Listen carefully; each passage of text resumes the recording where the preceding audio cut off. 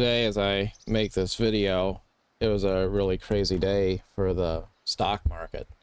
We had a really big swing, probably the biggest swing ever for the Dow Jones Industrial Average, dropping several thousand points and then rebounding today by a couple of thousand in only about 10 minutes or so for the Dow Jones Industrial Average. And it really just got me thinking. We hear about extreme fear in the markets, and then just like that, one tweet from one person can dramatically shift that entire narrative from extreme fear to euphoria. And suddenly you can go from a really bad day to a really good day in the markets just like that, flip of a switch. And I thought that's so crazy. It's also, maybe it's indicative of the fact that you'll be going through life and you could be having a bad day. You could be thinking, there's no hope, it's all going down the drain. Things aren't going so well at all. And you never know. You might be just moments away from some sort of a breakthrough. You can feel like hope is gone, and then suddenly hope comes rushing back. You can think that you're alone, and then suddenly someone comes along you weren't planning to talk to, and then you don't feel alone anymore. It's kind of interesting. If you wanted to use market volatility as a allegory for maybe the fact that life can change really quickly. It's not just markets that can change direction rapidly. It can also be your life. In any case, what I really wanted to talk about was a little more on this whole tariff thing going on, and how we have right now, and I don't know how it's going to turn out, but right now we have a pause on a lot of the tariffs which were supposed to go into effect. So for most nations around the world, the US tariff rate will be 10% for the time being. And that's, of course, why markets rallied so heavily upward today on that news that the tariffs are going to be just 10%. And markets like that. But China isn't going to cave. China is continuing to say that they will react to our dramatic tariffs with dramatic tariffs of their own. And the reality is that we really don't trade as much with all of the other nations of the world as much as we do with China. So the elephant in the room is that China is firm and resolute. They're not backing down, as far as we can tell. They're calling President Trump's bluff. And I think it's interesting how all the people in the conservative circles will want to say, well, China is ripping off America with all of the factories they have and all of the production that they take away from American workers. But the reality is American workers are the ones who outsourced jobs to China because American consumers would prefer to have affordable prices and cheap goods in abundance. And Americans tend to not want to take those manufacturing jobs in some cases. So it all has worked out to a offshoring, which has happened because consumers, when given the opportunity, will choose the lower price regardless of where the item is made, and in some cases regardless of the quality of the item. They just want a good deal. And there's nothing inherently wrong with that necessarily. But I think it's interesting how people will really want things to be better or they'll want some kind of reform until they have to actually back it up with some kind of action. So if you ask the average American, do you want more production in the United States, and do you want stuff to be American made and things like that, they'll probably say, yeah, absolutely. But if you send them down to the store and now they're gonna buy something for $5, or they could buy the American made version of it for $10, well, they're gonna choose the $5 item every time. Then you fast forward and eventually you have a trade deficit, and then somebody comes along and says, well, other countries are ripping us off, and it's not really exactly that simple. It's just as much possible to say that we sold ourselves out. And then we're in this situation where we're kind of being the bully, right? I mean, you can look at it either way. There's validity in both sides of the argument, but as far as I can tell, basically we're going in with this sort of a bluster and hubris and saying, we're going to impose tariffs on the rest of the world, and everybody's better gonna have to fall in line. If you don't fall in line, we're going to punish you. And that may work for a lot of countries, but for a few of those countries it doesn't work. For a few of them, Trump maybe gets his bluff called, right? So the question is, what happens if you have a country like China that says, no, we're not gonna come to the table and negotiate on your terms. We're going to play this on our terms. Well,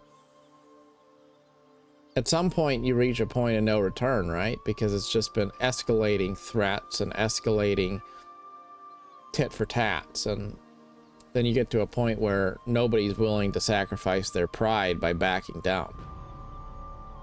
And that's how you get into a situation where maybe you can have something escalate and get out of control. It's interesting that the markets are reacting, at least today, with extreme euphoria, when the reality is there's a lot of pretty serious stuff still on the table that needs to be worked out.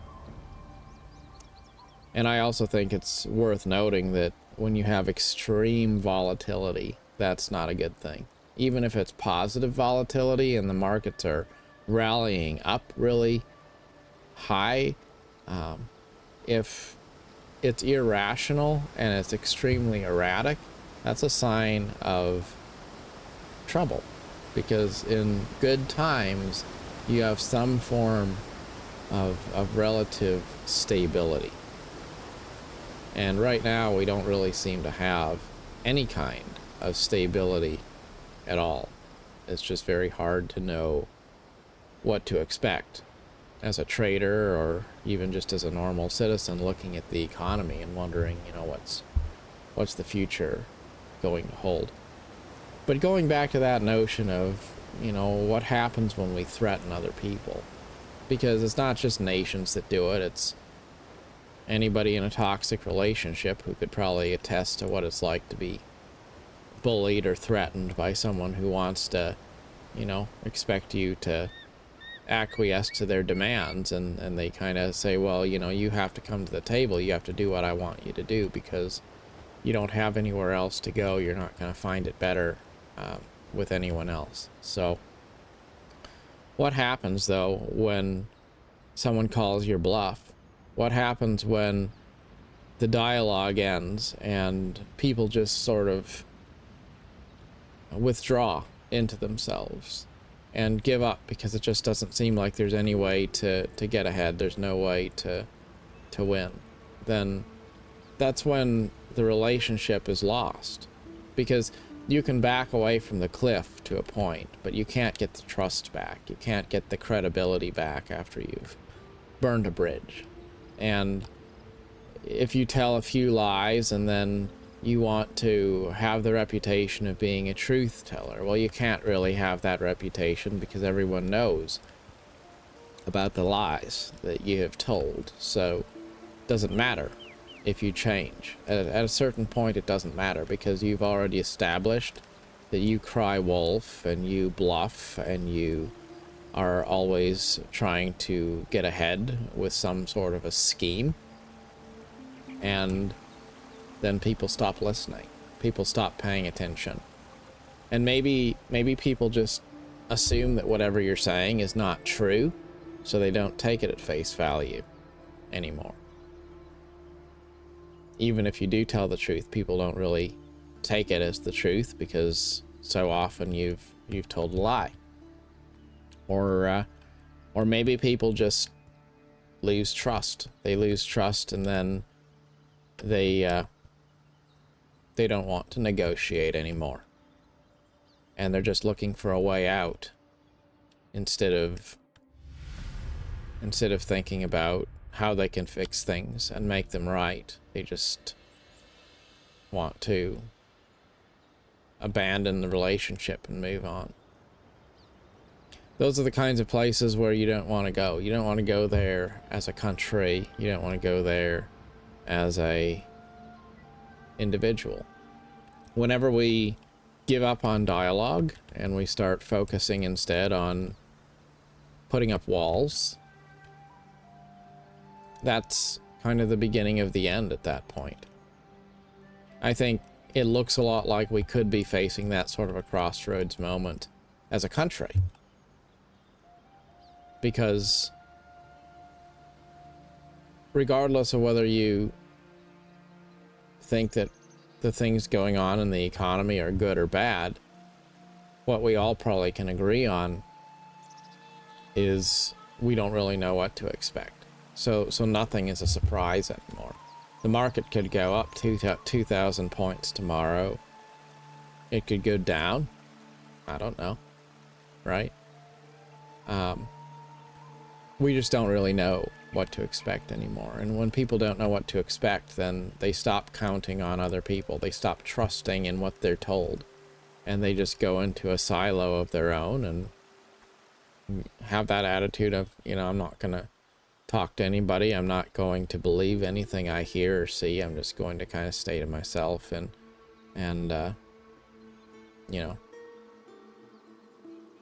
be my own empire of one. And then we're all just in our own silos, keeping to ourselves because the world seems like a dangerous place and we don't really know what to believe, so we don't really believe in anything anymore. I think that's a real concern, that we erode trust to the point where no one really tries genuinely to rekindle dialogue anymore. Something that we need to probably work on as a country. But more importantly, really, because most of us aren't really doing anything to change our country necessarily, right? Like we vote once in a while and we go to work every day and stuff like that, but there's not that much control we have over what happens in the stock market or what happens in geopolitical affairs. But we can have an impact directly in how we manage the relationships in our life. And I think it's a good time to stop and think about whether the things that we do build trust or erode trust. It's been said that people don't quit their jobs as much as they quit their bosses, and I think that's super true. So, what kind of messaging do we convey with the lives that we live, with the relationships that we have in our world? Are we engendering trust, or are we eroding trust? Are we saying one thing and doing another? Or are we at a point where we're replacing real meaningful dialogue with just going through the motions? Do we listen so that we can understand, or do we just listen so that we can respond? are we authentic in our dealings with others, or do we just sort of, you know, try to make it through the day and not really have the sincerity to back our actions in a way that's going to make them meaningful agents of change? You can always tell the difference between people who try to do things that are right and people who do things for the right reasons.